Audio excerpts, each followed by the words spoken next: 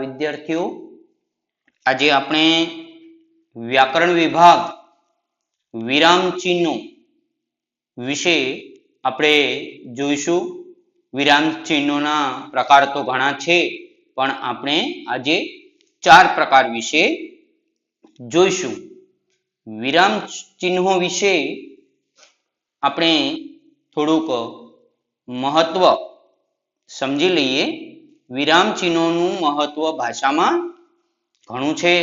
ખાસ કરીને અર્થ કે ભાવ અનુસાર ભાષાને સચોટ બનાવવા વિરામ ચિહ્નો નો ઉપયોગ થાય છે.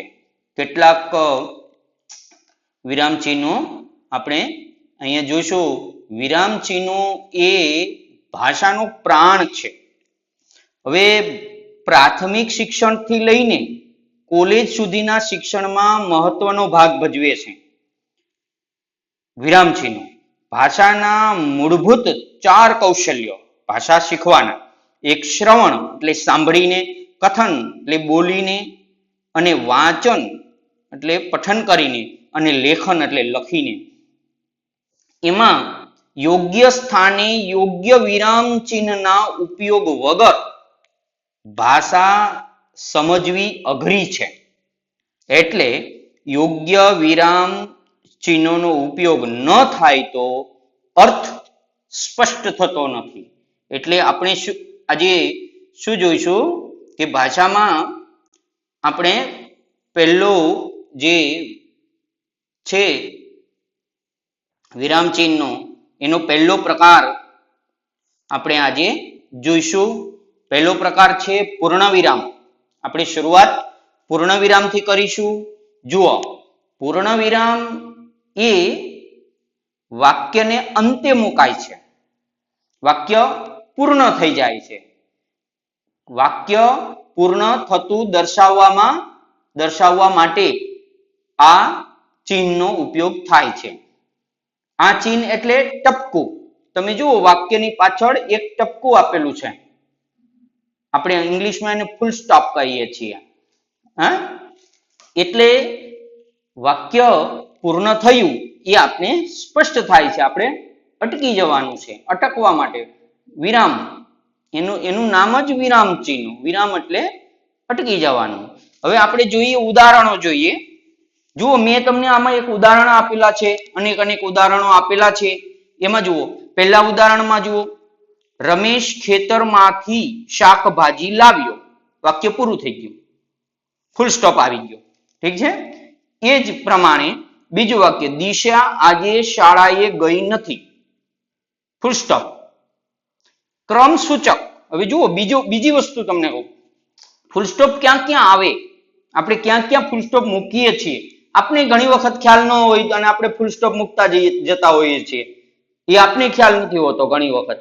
તો ફૂલ સ્ટોપ ક્યાં આવે છે, ક્યાં મુકાય છે, અને એનું કારણ શું છે. જુઓ, ફૂલ સ્ટોપ મૂકવા ક્રમ સૂચક અંક, ક્રમ સૂચક. આપણે વાક્ય, પહેલું વાક્ય, બીજું વાક્ય, ત્રીજું વાક્ય, પહેલો પ્રશ્ન, બીજો પ્રશ્ન, તો આપણે પ્રશ્ન પછી ફૂલ સ્ટોપ મૂકીએ. એક પ્રશ્ન એક અને પછી ફૂલ સ્ટોપ મૂકીએ. પ્રશ્ન બીજો અને ફૂલ સ્ટોપ મૂકીએ. પણ અથવા કક્કાવારીના અક્ષર લખો. કક્કાવારી એટલે ક, ખ, ગ, ઘ. આપણે તમે જોડિયા કરો તો અબ કડ હોય ને, એમાં પણ ક હોય તો ફૂલ સ્ટોપ, ખ પછી ફૂલ સ્ટોપ. પછી આપણે વસ્તુ લખતા હોય છે વાક્યનો, અથવા તો કઈક જે આપણે કઈ લખવાનું હોય એ. અથવા બીજું શું છે, કૌંસ વગર આવે ત્યારે અક્ષરો, કક્કાવારીના અક્ષરો કૌંસ વગર. અગે તમે બ્રેકેટ ન કરો તો ફૂલ સ્ટોપ લગાડવો પડે, બ્રેકેટ ન કરો તો ફૂલ સ્ટોપ મૂકવો પડે, પણ બ્રેકેટ કરો, કૌંસ. સમજી ગયા ને તમે? તો ફૂલ સ્ટોપ ન આવે. બ્રેકેટ વાળા અંકોમાં કે કક્કાવારીના અક્ષરોમાં, ABCD માં પણ કૌંસ કરો, તમે બ્રેકેટ કરો ત્યારે ફૂલ સ્ટોપ આવતો નથી. જુઓ, કૌંસ વગરનામાં ઉદાહરણ જુઓ. આમાં જુઓ તમે, હું જરા ઝૂમ કરીને બતાવું તમે. પહેલું આપણે ઉદાહરણ લખ્યા, તો ઉદાહરણ કરી ઉદા પછી જો ફૂલ સ્ટોપ આવ્યો છે, દેખાઈશ તમને? એ ફૂલ સ્ટોપ કારણ કે શોર્ટ ફોર્મ છે, સંક્ષિપ્ત કહેવાય, ટૂંકું રૂપ કર્યું એટલા માટે. એની ચર્ચા હું પછી કરીશ. પણ એક કરીને મેં ફૂલ સ્ટોપ મૂક્યો છે, પછી નદી, પછી 2 કરીને ફૂલ સ્ટોપ મૂક્યો, પર્વત, પછી 3 કરીને ઝરણું ફૂલ સ્ટોપ. એવી રીતે પછી મેં કક્કાવારીના અક્ષરો લખ્યા. જો અ લખ્યો નર્મદા, ખ લખ્યો હિમાલય, ગ લખ્યો સાગર, ઘ લખ્યો તલાવડી. એવી રીતે અ બ ક ડ એ બી સી ડી એમ લખો તો તમે એની પાછળ ફૂલ સ્ટોપ આવે. પણ ઘણી વખત આપણે કૌંસ કરીએ છીએ, બ્રેકેટ કરીએ તો ન આવે. આટલું યાદ રાખવું, આ ભાષાની એક ખાસ વાત છે. હવે હું તમને સંક્ષિપ્તની વાત કરું. જુઓ, બીજો પૂર્ણ વિરામમાં એક મુદ્દો છે, સંક્ષિપ્ત રૂપ, ટૂંકું રૂપ. ઉદાહરણ લિખિતન. આપણે પત્ર લખી પછી છેલ્લે લખીએ ને લિખિતન, લી ખાલી કરીએ તો લી ને આપણે બાંધી દીધો એમ કહીએ. બાંધી દીધો એ ટૂંકું રૂપ છે, ફૂલ સ્ટોપ મૂકો લી કરી એટલે લિખિતન. ત્યાર પછી ચી, ચી, ચી આપણે ઘણી વખત પત્રિકામાં જોઈએ છે. ચી, ચી એટલે ચિરંજીવ, ચી ને બાંધીને ફૂલ સ્ટોપ આવે. ઘણી વખત આપણે કંઈક લખતા હોય એમાં દા તો એમ કરી દઈએ, દા પછી ફૂલ સ્ટોપ તો પછી ફૂલ સ્ટોપ. એટલે કે દાખલા તરીકે, ઉદાહરણ તરીકે એમ. ઉદા, ઘણી વખત મેં જો અહીંયા ઉદા આપ્યું છે તો એ પણ ફૂલ સ્ટોપ મૂક્યો છે. પછી આપણે ઘણી વખત સંબોધન કરતા હોઈએ છીએ. અખંડ સૌભાગ્યવતી, તો અસૌ તો અખંડ સૌભાગ્યવતી ફૂલ ફોર્મ એ છે. અ ને બાંધી દેવાનો ફૂલ સ્ટોપ સૌ. પછી આપણે કોઈ ગુજરી ગયા હોય, એ વિધવા થઈ ગયા હોય, એના પતિ ગુજરી ગયા હોય, પછી એ સ્ત્રી હોય, એને આપણે ગંગા સ્વરૂપ કહીએ છીએ. તો ગંગ સ્વ, આખું ગંગા સ્વરૂપ ન લખતા ગંગ સ્વ. એવી જ રીતે આપણે લખીએ છીએ. એટલે શું થઈ ગયું છે?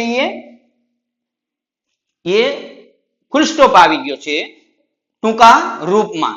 તો આને આપણે એ છે. પછી ઘણી વખત આપણે જે આગળ જોઈએ તો એવા છોટા નાના નાના શબ્દોને આપણે એમ કે શબ્દ બાંધી દીધો તો એ ફૂલ સ્ટોપમાં બાંધી શકાય લિખિતનમાં. એવી જ રીતે, ઠીક છે. હવે બીજો પ્રકાર જોઈએ, અલ્પ વિરામ.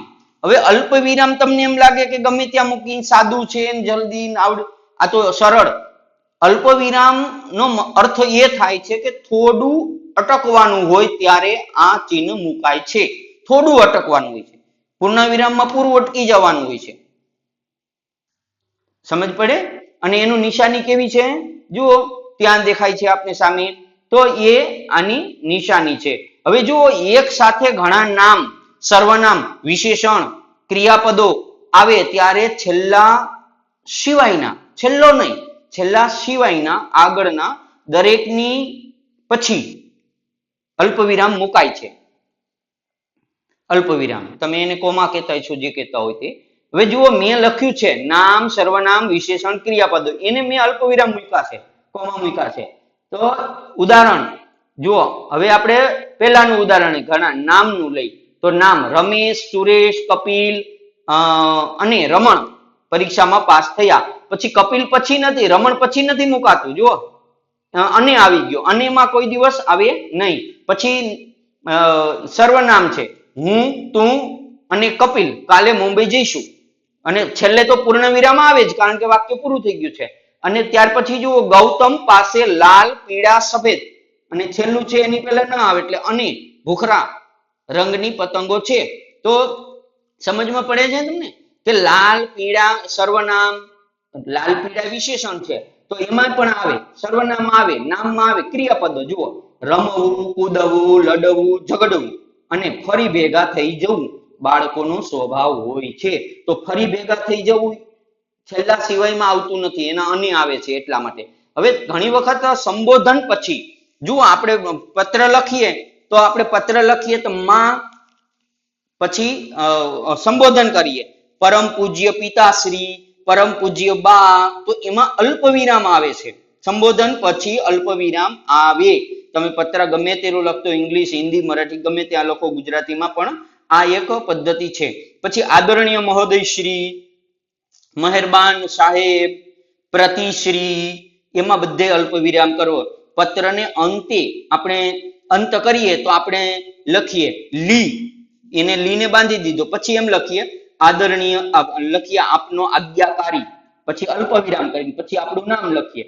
આપનો વિશ્વાસુ, પછી અલ્પ વિરામ કરીને આપણે નામ લખીએ. અને ઘણી વખત, કારણ કે અહીંયા જુઓ તમે, અલ્પ વિરામમાં સંબોધનમાં હોય, પછી પત્ર સમાપનમાં હોય, અને પછી આપણે લખતા હોય શબ્દો કેમ કે, કારણ, કારણ કોની પહેલા, કારણ હોય, કારણ એની પહેલા, જેવી જ રીતે કારણ કે ની પહેલા, કારણ કે ની પહેલા અલ્પ વિરામ આવે. કેમ કે એમાં આવે, કારણ કે ની પહેલા જે આપણે શબ્દ વાપર્યો છે એનો ઉપયોગ અલ્પ વિરામનો થાય. હવે હું તમને એક ઉદાહરણ એમને મોઢે આપી દઉં છું કે પાક સુકાઈ ગયો કારણ કે પાણી મળ્યું નહીં.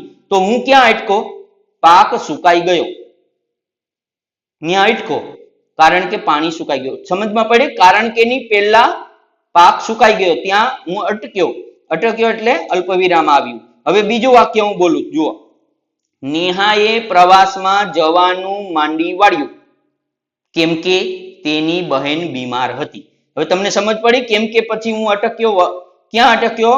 નેહાએ પ્રવાસમાં જવાનું માંડી વાળ્યું, ત્યાં હું અટકો કેમ કે તેની બહેન બીમાર હતી. અને પછી વાક્ય પૂરું થાય એટલે તો આપણે એને ફૂલ સ્ટોપ મૂકવાના જ છીએ, એનો વાંધો નથી.